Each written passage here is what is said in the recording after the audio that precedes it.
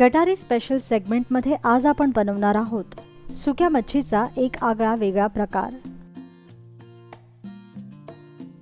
सुक्या बोंबिलाचं कालवण।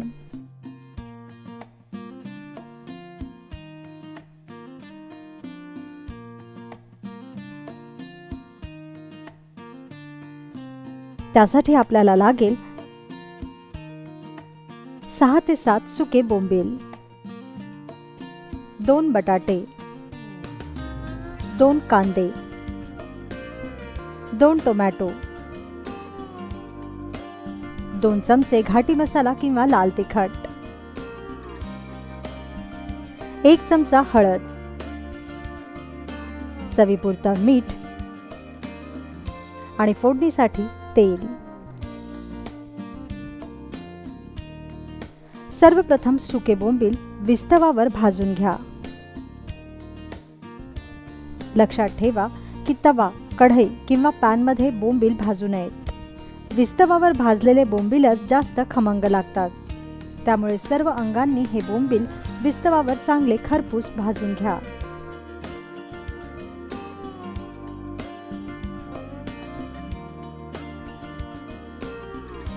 आता भाजलेले हे बोंबील थंड पाण्यात टाकून ठेवा आणि 5 मिनिटांसाठी बोंबील भिजू द्या। यानंतर हे बोंबील वाहत्या पाण्यात धुवून घ्या आणि साफ करा। मग धुतलेल्या बोंबिलाचे डोके आणि शेपूट चिरून वेगळे करा आणि याचे समान काप करून घ्या। पॅन मध्ये तेल तापवायला ठेवा आणि तापलेल्या तेलावर हे चिरलेले बोंबील तळून घ्या।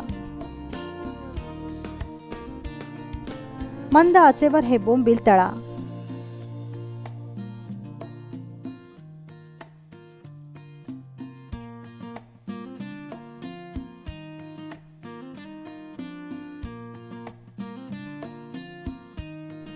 साधारणतः 10 मिनिटांपर्यंत हे बोंबील छान सोनेरी रंगावर तळून घ्या।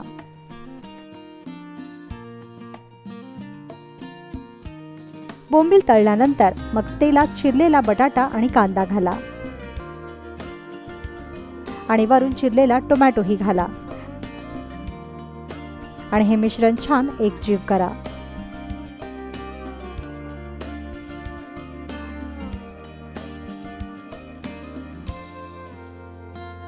आता यात हळद घाला आणि परतून घ्या।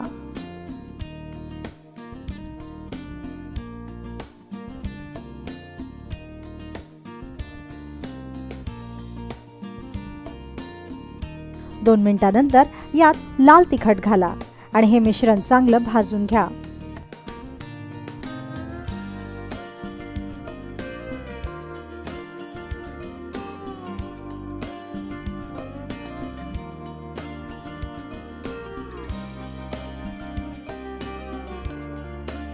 सर्वात शेवटी यात मीठ घाला।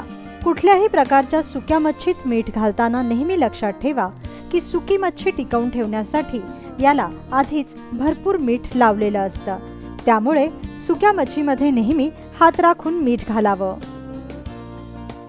आता यात 2 ग्लास गरम पाणी घाला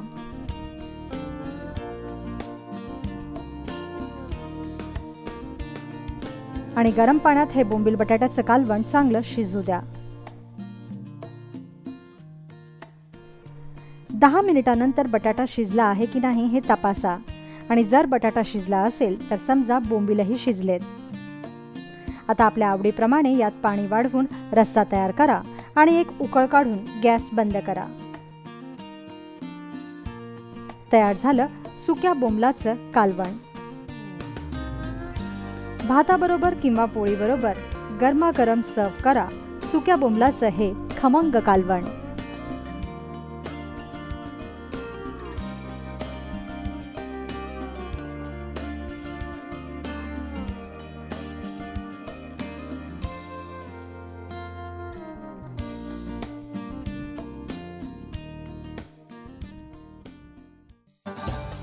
मटणाची उकड, कलेजी सुका मसाला, गावरान कोंबड्याचा रस्सा आणि मटण चॉप मसाला, तळलेला बांगडा आणि कोळंबीचा भात, सजवा आखाडीचं ताट। पाहत रहा आखाडीचं वशाट, अस्सल गावरान मेजवानी।